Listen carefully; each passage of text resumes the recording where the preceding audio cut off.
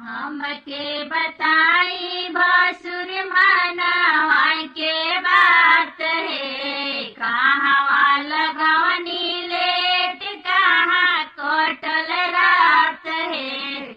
हमके बताई भसुर मनवा के बात है। कहाँ लगवनी लेट कहाँ कोटल रात है। हम तो न्योता भेजले रहनी इंटरनेट से। भसुर साले आईनी लेट से। हम तो न्योता भेजले रहनी इंटरनेट से।